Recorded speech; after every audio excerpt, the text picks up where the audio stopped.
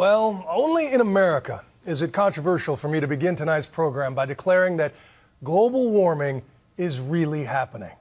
For doubters, 332 straight months of above average temperatures is not proof enough. And even among believers, there's a fight over who to blame, God or man, natural cycles or fossil fuels. The very words climate change were noticeably absent from this past election, but Sandy brought them back in a big way, and eager to fuel the conversation, two artists convinced that they can help skeptics see climate change in ways scientists cannot. If you drive outside of Juneau, Alaska, and paddle across this gorgeous lake, past Nugget Falls and through the blueberry-colored icebergs, you will find Mendenhall Glacier, or what's left of it. So the ice came out to right about here in 2007. Wow. Yeah. 5 years ago, we'd be bumping into the glacier right here. Yeah. And if you time your visit just right, you might run into James Baylog, nature photographer, geomorphologist, and reformed climate change skeptic. Honestly, when I first heard about the man-made climate change story, I sort of had a knee-jerk, reflexive skepticism. But the more he learned about ice, the more he worried. The more time he spent in the Arctic, the more he saw ancient glaciers disappearing before his lens, and the more he thought about his kids. And I imagined myself as an old man sitting on a rocking chair, and I hear my daughters saying to me, you know, what were you doing when this monumental change was happening? And so he launched the Extreme Ice Survey, an effort to capture the changing planet by placing time-lapse cameras at the top of the world. And as you can see in the new film, Chasing Ice, Look at that. Look at the whole thing. that is no easy feat. This knee has had 2 surgeries on it already.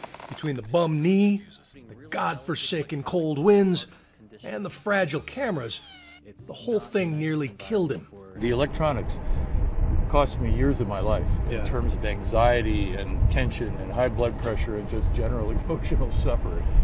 That's interesting to know, considering I've seen some of your critics online who say you're in this for the money. Yeah, right.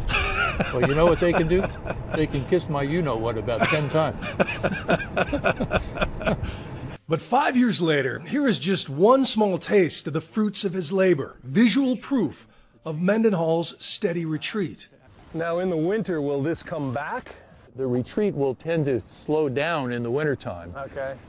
And maybe it even stabilizes or creeps forward a tiny little bit. But boy, as soon as the warming season comes back on, it continues to gobble itself backwards. The satellite pictures back that up. Since '79, half of the Arctic sea ice has disappeared. And just this year, 4.5 million square miles melted away, an area the size of the U.S. and Mexico combined. Okay, here it comes. Meanwhile, back when Jim was mounting his first ice cameras, an artist in Brooklyn named Eve Mosier was pushing the kind of machine you use to chalk lines on a ball field. After reading a scary 2001 prediction from NASA that climate change-powered storms would wipe out entire neighborhoods, she decided to see which neighborhoods by marking the high water line around New York City. This would be underwater, this would be dry. So there'd be a little dry strip down the center of the road, and all of this would be underwater. The chalk was gone by the time Sandy hit, but the lines were right. And in many places, the damage exceeded her worst fears. And suddenly, that wishy-washy conversation changed. Not so much of an I told you so as I'm really sorry this had to happen. You know, the fact that it takes something so drastic, despite the fact that his people in his administration know about it.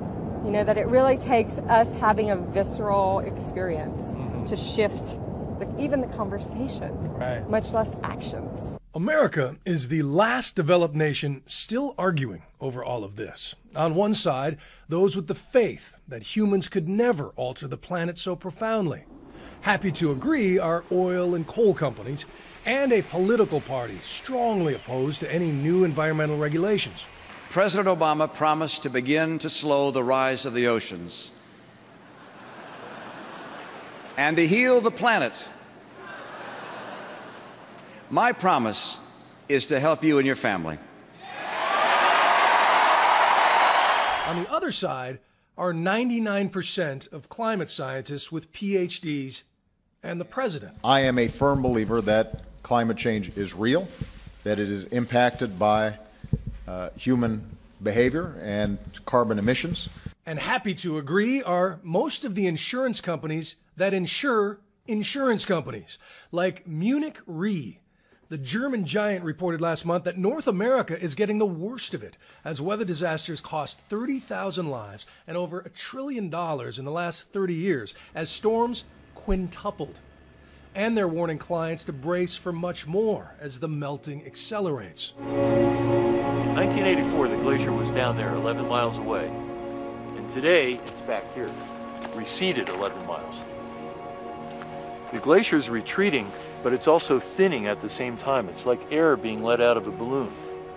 You can see what's called the trim line. It's the high water mark of the glacier in 1984.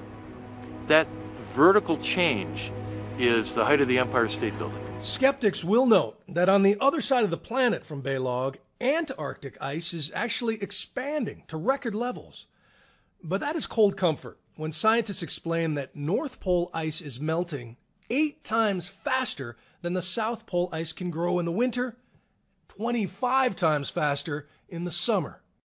And so, Eve, who has traded her chalk machine in for a stroller the last couple of years, has agreed to revive her high water line project in Miami, Philadelphia, and London. And James vows to keep those cameras snapping, at least until the glaciers start growing. And I'd like to be able to say, girls, I was doing everything that I knew how to do with the skills that I had. And that was witness, tell the story, and give voice to this landscape. Sound the alarm. Sound the alarm. Do you think we've reached a tipping point where people are hearing that alarm yet? Or do you think it'll take a major disaster before the world will pull together? Well, I'm afraid that it may take, a really serious, unpleasant set of events before the world truly knuckles down and takes this seriously and does everything that we're already capable of doing to mitigate it. But I hope that's not the case. I hope we're smarter than that.